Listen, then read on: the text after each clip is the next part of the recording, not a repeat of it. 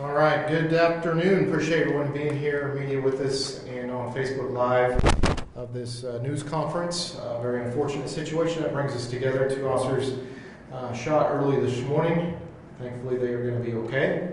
But we are having this news conference to describe and provide a little further information of exactly what unfolded early this morning, leading up to those officers being injured. I have provided you a media release. And I have with me Captain Jason Stevens from the Wichita Police Department Persons Crime Section, who is going to provide additional information for us as well. So, hand it over to Captain. Thank you, Charlie.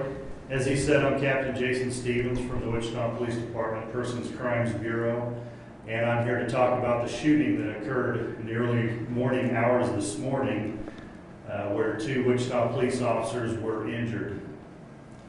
The series of events began at about 11:30 p.m. last night on Christmas Eve, where officers were dispatched to a restaurant in the 4800 block of South Washington, where the victim of a domestic violence incident is employed.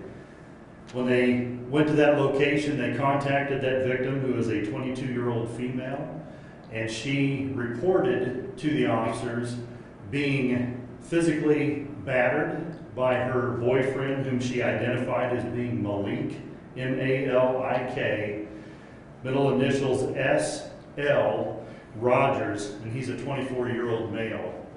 She indicated that earlier that morning, he had come over to her residence uninvited, initially attempted to enter the residence through a window, but then gained entrance into the house by being let in essentially by a 3-year-old child who was inside the house. Once inside, he confronted her and pointed a handgun at her, essentially assaulting her with that gun, and also, during the course of that disturbance, punched her in the face. She also reported on the previous day from that, which would have been December 23rd on Thursday, a separate incident where he grabbed her by the neck and physically assaulted her. The officers confirmed that the suspect was Malik Rogers. They learned that he lived in the 2600 block of South Emporia, and they went to that location with the intention of arresting him for felony domestic violence charges.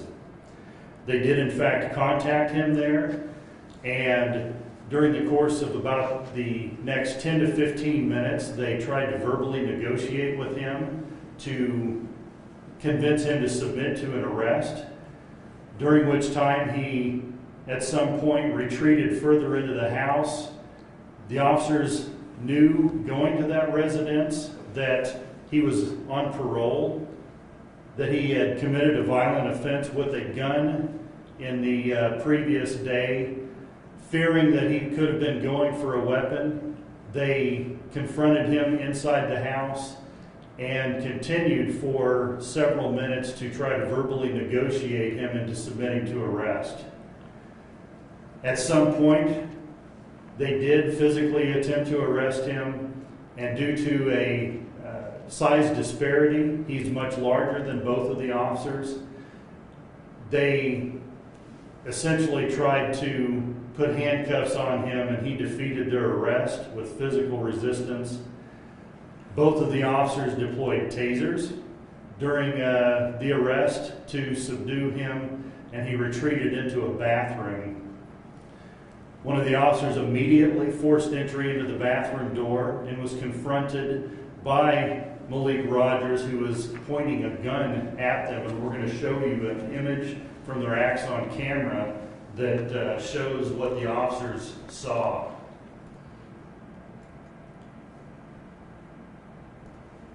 This is immediately after they kicked the door in, and this is what the officers were immediately confronted with.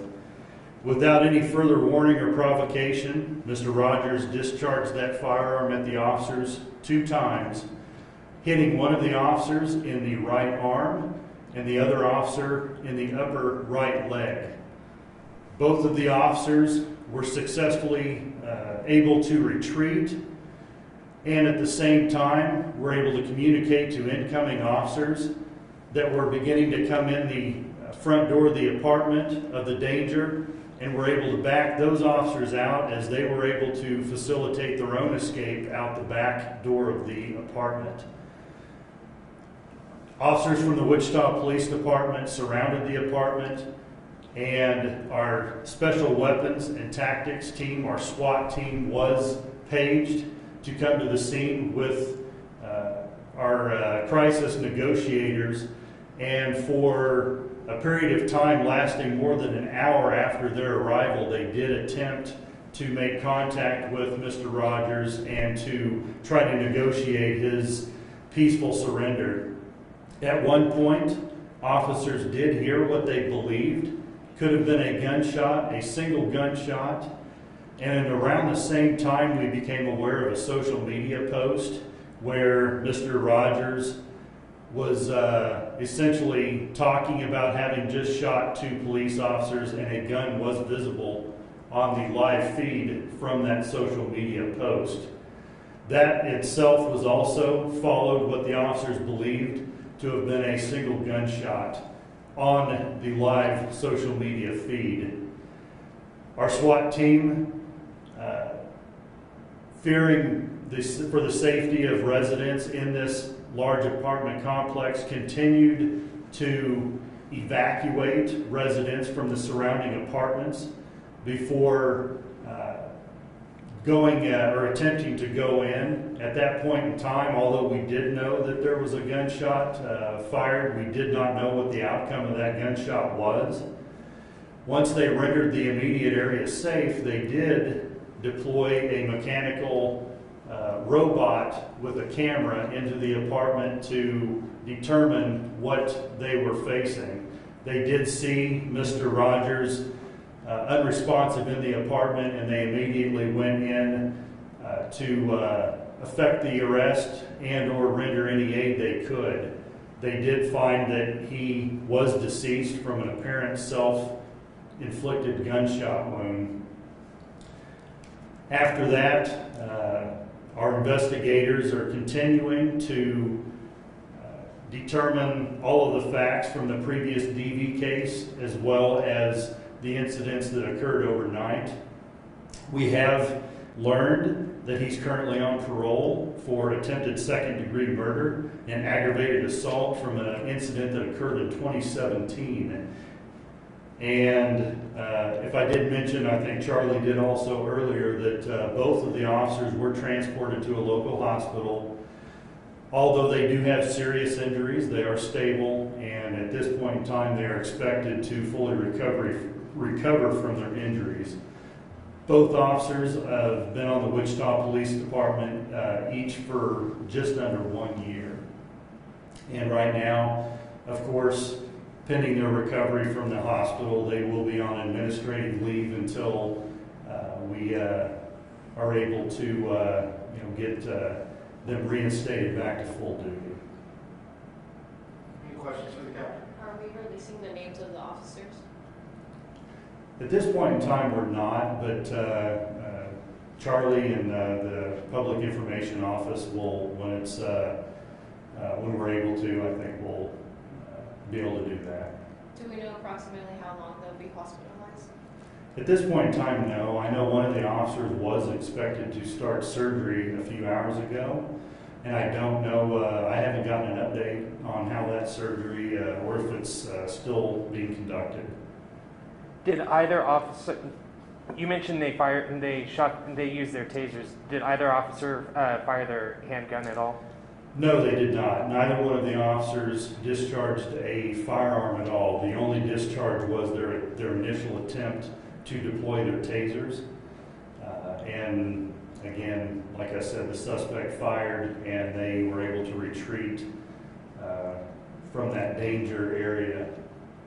Any indication of how Mr. Rogers had access to that weapon if it was purchased legally? Well, being on parole, he was not able to lawfully possess a firearm. At this point in time, we have not traced that gun. That takes a little bit of time to do, and that is going to be part of our ongoing investigation, is to try to learn how he obtained that firearm. At this point in time, I can't even tell you yet if it's a stolen firearm.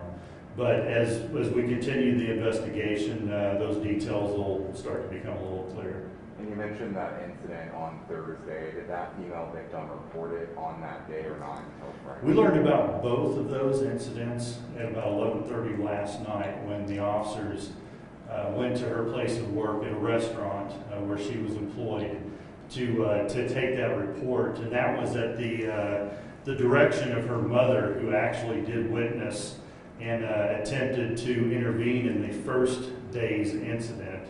She was concerned for the welfare of her daughter and contacted us, and we subsequently contacted the daughter at her place of employment, and that's when we learned about both incidents. And then as far as the victim goes, how is she doing? She did receive minor injuries, but otherwise, I mean, she's in good health. And then the child you mentioned, there was a 3-year-old. Yes, there's no indication that the child is in any current danger or received any injuries of any kind. And then with cases... One more question. Sorry. With cases like these, could you talk a little bit about how Wpd intervenes, especially with now, this was a reoccurring issue. I mean, it wasn't just one time that he's been known to act aggressively. Well, I mean, and I personally have supervised a domestic violence investigations unit, so our detectives are very well trained at, as our officers in the field, at connecting victims of domestic violence with resources that are here in the community. As you may or may not know, we have a domestic violence intervention team that's connected to our investigations division, and their sole purpose is to hold offenders accountable by going out and swiftly arresting them on pickups or warrants for their arrest, so we can stop that cycle of violence as early as we can. But also on the back end of that, they do frequently contact victims of domestic violence and connect them with a large number of resources here in the community. We also have a grant that has got us a domestic violence advocate that is also embedded in the domestic violence investigations division, and she is very involved in many of these felony domestic and even misdemeanor domestic violence cases at trying to help the victims get out of that cycle of violence and helping them get things like protective orders or temporary housing and other resources. So to answer the short answer of your question is we do have a lot of resources that are available to us to hopefully get victims to safety as quickly as possible. Thanks, Captain. Thank you, Charlie. Yeah. Thank you. All right, appreciate Captain Jason Stevens and the Wichita Police Department Persons Crime Section to come and give us additional information on the 2 officers that were shot early this morning. Officers work hard each and every day here in Wichita, men and women in Wichita and across this country to help keep our community safe, regardless of what the day is, whether it's a holiday. I mean, today, obviously it's Christmas, things of that nature, but they do work very hard. So we're thankful that the prognosis is good for the officers. We'll continue our thoughts and prayers of the Wichita Police Department for them, their friends, and their family as they work to recover from this incident as well. So appreciate everyone being here this afternoon. I hope you have a great day. Please stay safe, and Merry Christmas from the Wichita Police Department.